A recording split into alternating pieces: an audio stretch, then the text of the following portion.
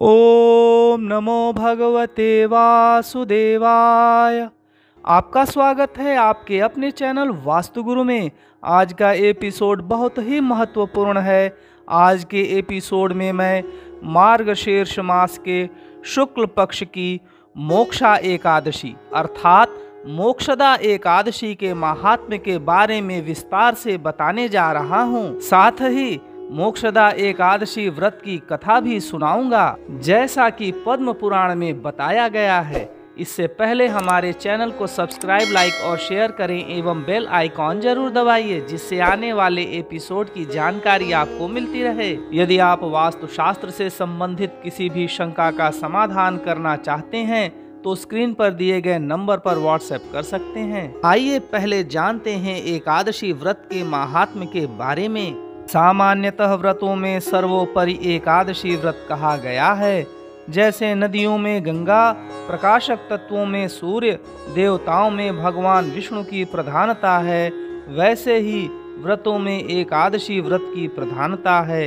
एकादशी व्रत के करने से सभी रोग दोष शांत होकर लंबी आयु, सुख, शांति और समृद्धि की प्राप्ति तो होती ही है, साथ ही मनुष्य जीवन का मुख्य उद्देश्य भगवत प्राप्ति भी होती है। एकादश्याम न भुंजीत पक्षयोरु भयोरपि।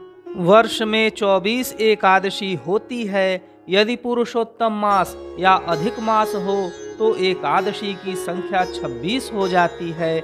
आज के एपिसोड में मैं मार्गशीर्ष अर्थात अगहन मास के शुक्ल पक्ष की मोक्षदा एकादशी व्रत के बारे में बताने जा रहा हूँ। इसे ध्यान से सुने और भगवान विष्णु का आशीर्वाद प्राप्त करें। और फिर मोक्षदा एकादशी व्रत की कथा भी सुनेंगे।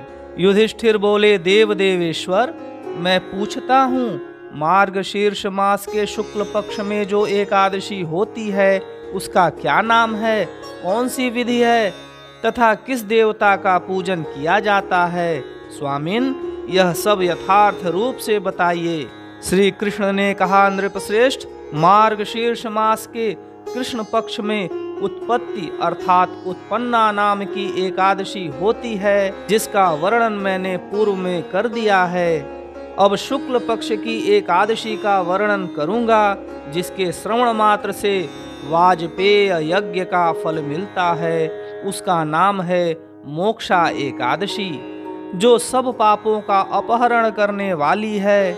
राजन, उस दिन यत्न पूर्वक तुलसी की मंजरी तथा धूप, दीप आदि से भगवान दामोदर का पूजन करना चाहिए। पूर्वोक्त विधि से ही दशमी और एकादशी के नियम का पालन करना उचित है। मोक्षा एकादशी बड़े बड़े पातकों का नाश करने वाली है। उस दिन रात्रि में मेरी प्रसन्नता के लिए नृत्य, गीत और स्तुति के द्वारा जागरण करना चाहिए। जिसके पितर पापवश नीच योनि में पड़े हों, वे इसका पुण्य दान करने से मोक्ष को प्राप्त होते हैं। इसमें तनिक भी संदेह नहीं है।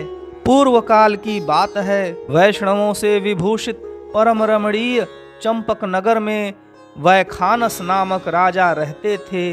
वे अपनी प्रजा का पुत्र की भांति पालन करते थे।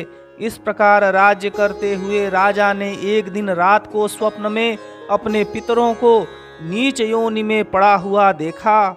उन सब को इस अवस्था में देखकर राजा के मन में बड़ा विस्मय हुआ और प्रातःकाल ब्राह्मणों से उन्होंने उस स्वप्न का सारा हाल कह सुनाया। राजा बोले, ब्राह्मणों, मैंने अपने पितरों को नरक में गिरा देखा है। वे बारंबार रोते हुए मुझसे यूं कह रहे थे कि तुम हमारे तनुज हो, इसलिए इस नरक समुद्र से हम लोगों का उद्धार करो। द्विजवरों, इस रूप में मुझे पितरों के दर्शन हुए हैं, इससे मुझे चैन नहीं मिलता। क्या करूं, कहाँ जाऊं? मेरा हृदय रूंधा जा रहा है। द्विजोत्तमों, वह व्रत, वह तप और वह योग जिससे मेरे पूर्वज तत्काल नरक से छुटकारा पा जाएं, बताने की कृपा करें। मुझ बलवान एवं साहसी पुत्र के जीते जी मेरे माता पिता घोर नरक में पड़े हुए हैं, अतः ऐसे पुत्र से क्या लाभ है? ब्राह्मण बोले, राजन, यहाँ से निकट ही पर्वत मुनि का महान आश्रम है। वे भूत और भविष्य के ज्ञाता हैं। नृपश्रेष्ठ, आप उन्हीं के पास चले जाइए। ब्राह्मणों की बात सुनकर महाराज वैखानस शीघ्र ही पर्वत मुनि के आश्रम पर गए और वहां उन मुनि श्रेष्ठ को देखकर उन्होंने दंडवत प्रणाम करके मुनि के चरणों का स्पर्श किया। मुनि ने भी राजा से राज्य के 7 अंगों की कुशल पूछी, अर्थात राजा, मंत्री, राष्ट्र, किला, खजाना, सेना और मित्र वर्ग, ये ही परस्पर उपकार करने वाले राज्य के 7 अंग हैं। राजा बोले, स्वामिन, आपकी कृपा से मेरे राज्य के 7 अंग सकुशल हैं, किंतु मैंने स्वप्न में देखा है कि मेरे पितर नरक में पड़े हुए हैं। अतः बताइए, किस पुण्य के प्रभाव से उनका वहां से छुटकारा होगा। राजा की यह बात सुनकर मुनिश्रेष्ठ पर्वत एक मुहूर्त तक ध्यानस्थ रहे। इसके बाद वे राजा से बोले, महाराज, मार्गशीर्ष मास के शुक्ल पक्ष में जो मोक्षा नामक एकादशी होती है, तुम सब लोग उसका व्रत करो और उसका पुण्य पितरों को दे डालो। उस पुण्य के प्रभाव से उनका नरक से उद्धार हो जाएगा।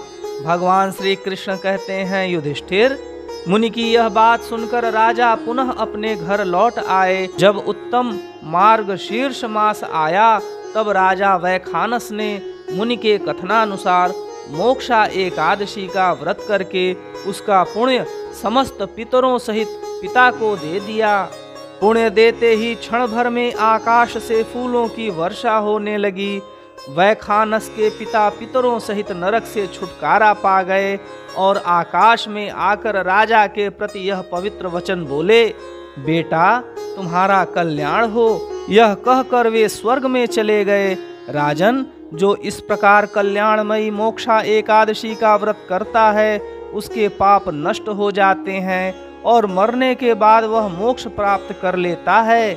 यह मोक्ष देने वाली मोक्षा एकादशी मनुष्यों के लिए चिंतामणि के समान समस्त कामनाओं को पूर्ण करने वाली है। इस महात्म्य के पढ़ने और सुनने से वाजपेय यज्ञ का फल मिलता है।